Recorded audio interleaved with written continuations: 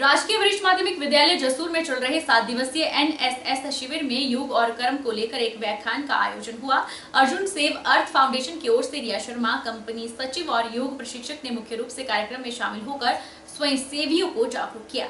समाज सेवा को सर्वोपरि सेवा माना गया है। समाज के प्रति अपने उत्तरदायित्व का पालन हर व्यक्ति को करना चाहिए और इसके साथ स्वास्थ्य के प्रति जागरूक करने की आवश्यकता पर भी बल देना जरूरी है।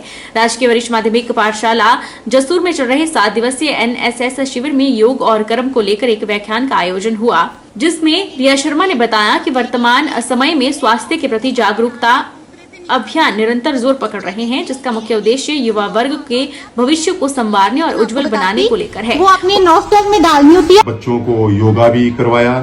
हम अर्जुन सेव अर्थ फाउंडेशन के अति आभारी रहेंगे कि जिन्होंने विद्यालय में आकर के एनएसएस के वॉलंटियर्स को जो है वो योगा भी सिखाया और उन्हें इसके बारे में बहुमूल्य जानकारी प्रदान की। हम अर्जुन सेव अर्थ फाउंडेशन के आभारी रहेंगे। कल को भी अगर इस तरह के कोई हमारा प्रोग्राम होता है तो हम इनको अवश्य जो है अपने विद्यालय में इनवाइट करेंगे। जय हिंद। दीपावली पर्व के मद्देनजर किसी भी प्रकार की अप्रिय घटना से बचाव और जन सुरक्षा के लिए मंडी शहर में पटाखों की बिक्री छोटा पडल मैदान में होगी।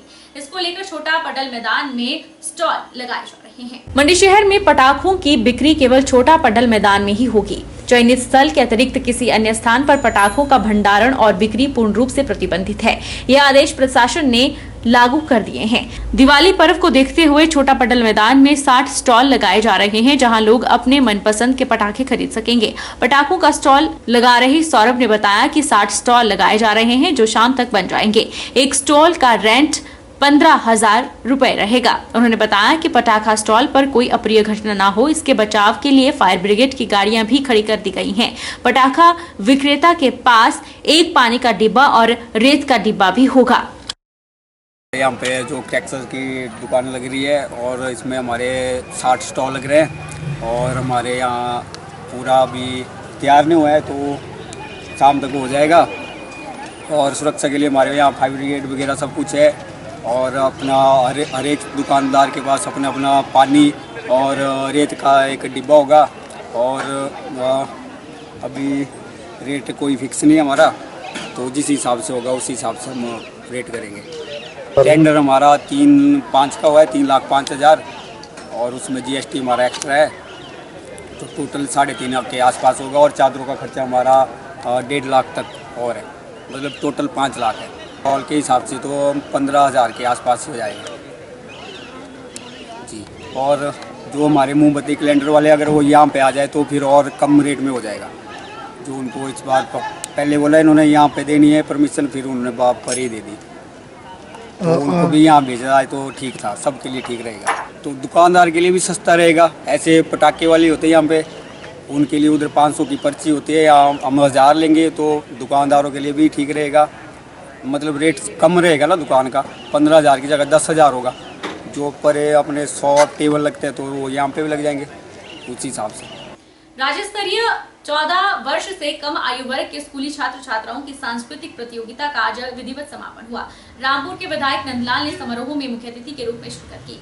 इस सांस्कृतिक प्रतियोगिता में प्रदेश भर के स्कूलों से 350 छात्र और 450 छात्राओं ने हिमाचल की विविध संस्कृति से रूबरू करवाया। शिमला जिला के रामपुर बुशहर में 14 वर्ष से कम आयु वर्ग के स्कूली छात्र और छात्राओं की राज्य स्तरीय सांस्कृतिक प्रतियोगिता आज संपन्न हो गई। रामपुर के पदम वरिष्ठ माध्यमिक विद्यालय प्रांगण में यह प्रतियोगिता 5 नवंबर से शुरू होकर 8 नवंबर तक चली। इस प्रतियोगिता में हिस्सा लेने के लिए प्रदेश भर के विभिन्न स्कूलों से 350 छात्र और 450 छात्राएं पहुंची। प्रतियोगिता के माध्यम से लोगों को इस दौरान प्रदेश के विभिन्न क्षेत्रों की संस्कृति और परंपरा की झलक देखने को मिली। इस दौरान छात्र और छात्राओं ने अपने क्षेत्र की परंपराओं और संस्कृति को दर्शाने वाले मनमोहक प्रस्तुतियां पेश की।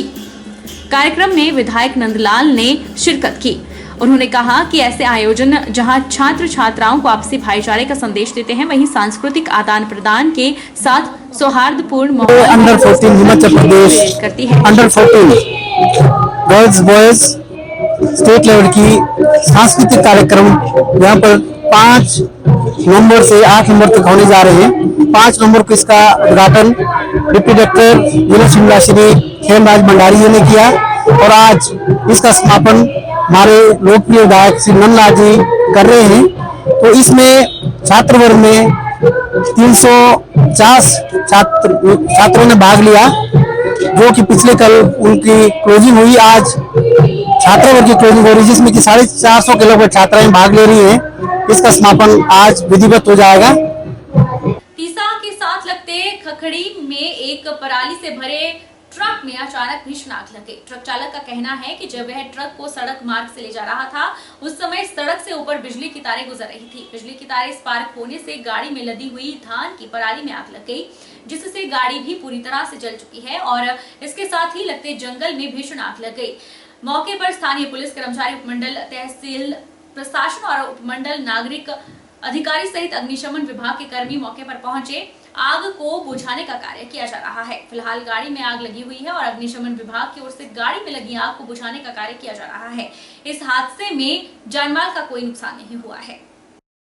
प्रदेश के सबसे छोटे 10 वर्षीय पहलवान रूस में आयोजित होने वाले वर्ल्ड ग्रैप्लिंग प्रतियोगिता में जौहर दिखाएंगे। रूस के मॉस्को में 15 और 16 नवंबर को अंतर्राष्ट्रीय ग्रैप्लिंग प्रतियोगिता का आयोजन हो रहा है। 10 वर्षीय युवराज सिंह ने खुशी जाहिर करते हुए कहा कि उनका चयन वर्ल्ड ग्रैप्लिंग प्रतियोगिता के लिए हुआ है। 15 और 16 नवंबर को रूस के मॉस्को में यह प्रतियोगिता आयोजित की जा रही है। वह 1 वर्ष से इस खेल से जुड़े हैं। जिला और प्रदेश स्तर पर वह गोल्ड मेडल हासिल कर चुके हैं और राष्ट्रीय स्तर पर ब्रॉन्ज मेडल हासिल कर चुके हैं। उन्होंने कहा कि वह फिल्मों और शो में पहलवानों को देखते थे, जिससे उनमें इसे खेलने का शौक पैदा हुआ और मौका मिला और खेलना आरंभ किया। उन्होंने मुख्यमंत्री का आभार व्यक्त करते हुए कहा कि मुख्यमंत्री ने उनकी मदद की, जिससे उन्हें मॉस्को जाने का मौका मिला। मैं ग्रैपलिंग खेलने जा रहा हूँ रशिया मॉस्को में, जो हेल्ड होगा 15 और 16 नवंबर। इससे पहले आपने कहाँ रेसलिंग की और क्या यानी कि आपका ये कितने समय से आप ये कर रहे हैं? ये मुझे 1 साल हो गया। ब्रॉन्ज मेडल और मुझे डिस्ट्रिक्ट में गोल्ड मेडल है, स्टेट में गोल्ड मेडल है और नेशनल में ब्रोंज मेडल है ग्रैपलिंग में। अब आप रशिया जा रहे हो, कितना प्राउड फील होगा जब आप अपने देश के लिए आप खेलोगे वहाँ पर? कितना प्राउड फील होगा आपको? जी, मुझे खुद पर भी बहुत प्राउड फील हो रहा है और मैं हिमाचल प्रदेश गवर्नमेंट को भी थैंक्स कहना चाहता हूँ, अपने पेरेंट्स और श्री सुखविंदर सिंह सुक्खू अंकल को भी मैं थैंक्स कहना चाहता हूँ। उन्हें हमें 1,90,000 अमाउंट दिया था और अब हम शायद और थोड़ा सा कम करना चाहेंगे, क्योंकि कुछ लोग ऐसे होते हैं, मिडिल क्लास लोग, लो क्लास लोग, वो पूरा अमाउंट नहीं भर सकते, क्योंकि टोटल अमाउंट 1,90,000 पर पर्सन है। तो अगर गवर्नमेंट हमें थोड़े पैसे दे देंगे तो उनकी भी हेल्प हो जाएगी और हमारी भी हेल्प हो जाएगी। ठीक है। घर की अगर बात करें तो सबसे ज़्यादा सपोर्ट कौन करता है आपके घर पे? किस तरह रहता है आपके घर पे कि युवराज जो है रेसलिंग यहाँ पर लड़ेगा? मुझे मेरी पूरी फैमिली सपोर्ट करती है और सबसे पहले मेरी मम्मा और पापा मुझे बहुत सपोर्ट करते हैं यहाँ तक जाने के लिए। और जब मैं आया था तो मेरा स्वागत किया था अच्छे से। ये टोटल 11 बच्चे हैं जो माननीय मुख्यमंत्री के पास हुकूर मिलने आए थे। तो मैं भी साथ इनके साथ गया था। तो उन्होंने, ये मेरे वार्ड में रहते हैं, छोटा शिमला में ये बच्चा वहाँ रहता है, तो मेरा नेबरर भी है। तो उन्होंने कहा था कि मेरा हमारे साथ जाओ मुख्यमंत्री से निवेदन करने।